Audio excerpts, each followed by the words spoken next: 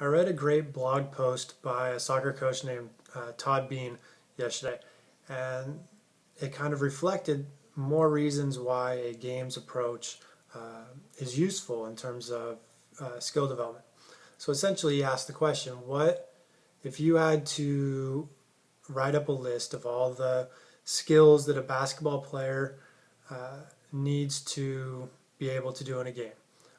And then if you were asked, which of these skills, so, you're going to have shooting, dribbling, passing, defense, maybe you're going to add some tactical skills, screening, cutting, pick and roll, things of this nature, rebounding, boxing out, free throws, all these different skills that are involved in the game of basketball. And then if you're asked what aspect of basketball happens most frequently, or what are players asked to do more than anything else. And in his blog, he said it's decision making, because at every moment during a game, players are having to make decisions. Whereas, in a game, let's say a high school basketball game, even your best player is probably only taking maybe 15 shots in a 32-minute game. But for the rest of those 32 minutes, that player is making decisions almost on a second by second basis. Whether on the ball, if I'm dribbling up the court, sure, I need to be able to dribble, but what am I doing with the ball? What's my relationship to my defensive player? Is somebody open? Should I attack hard with the dribble? Do I need to slow up and set up a play? Should I pass the ball? Is my teammate that I want to pass to open? Can I lead them to the basket? Do I need to throw it to their back shoulder? Are they cutting away from the basket to the basket? Does their defender see the ball?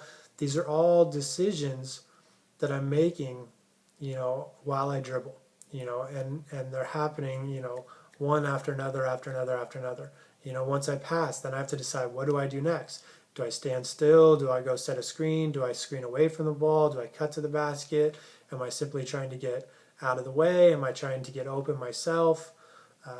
How's my defensive player playing me? Again, these are all questions that I need to answer. These are all decisions that I need to make. Defensively, I may not defend a ball on an entire possession, but I have to be mentally and actively engaged in that whole possession, deciding, where should my position be? What's my player doing? What are his strengths? How is he moving? Am I in the right position? Do I need to help more? Does it look like my teammate's going to get beat? Do I need to be ready to double team in the post? Is my teammate, going to set a screen? Or is the person I'm guarding going to set a screen? How should I defend that screen? Do I need to try to, be physical with him and not allow him to get to the point to set the screen? Or do I need to back off and be ready to be in help defense? Or maybe I need to be ready to take a curl, or maybe I need to hedge up and deny the cutter and force him away from the basket. These are all decisions that I'm constantly making in the game. And these are decisions that when we isolate skills and we practice dribbling for 10 minutes, or we practice shooting for 10 minutes, or we practice, shell defense for 10 minutes, and we practice, three-man weave passing drills for 10 minutes. These decisions aren't present in these drills.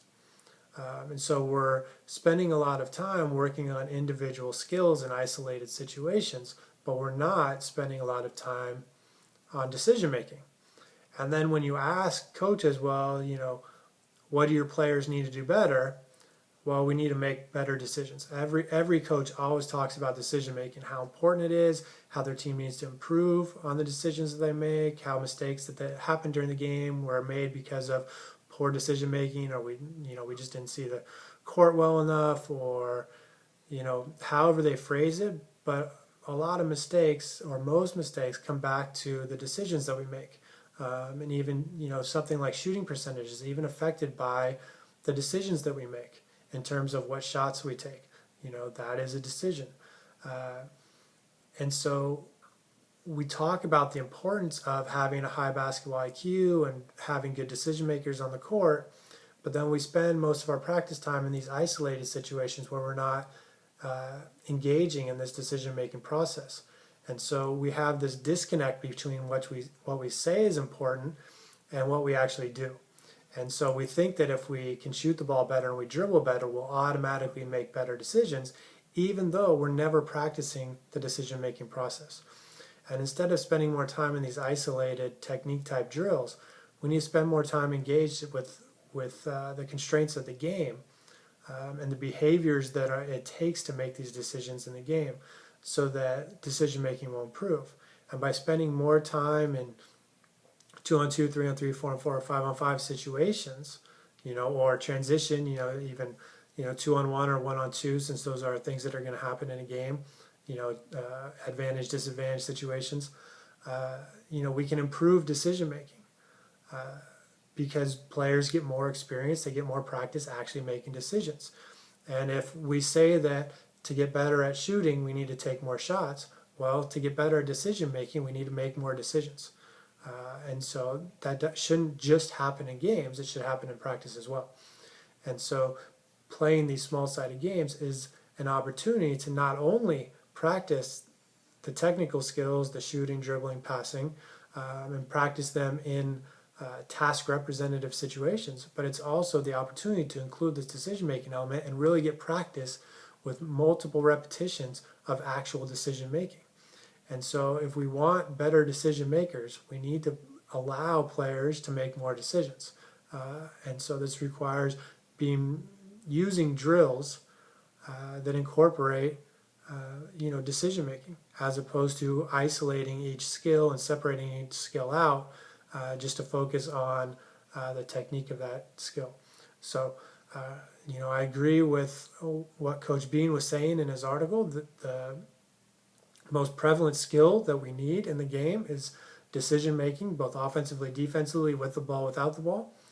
It's what we do on a second-by-second basis, whereas we certainly don't shoot or dribble on a second-by-second basis in a game. And so to practice this skill, we have to make more decisions. We have to get our players to make more decisions in practice and in games so they can prove this decision-making ability.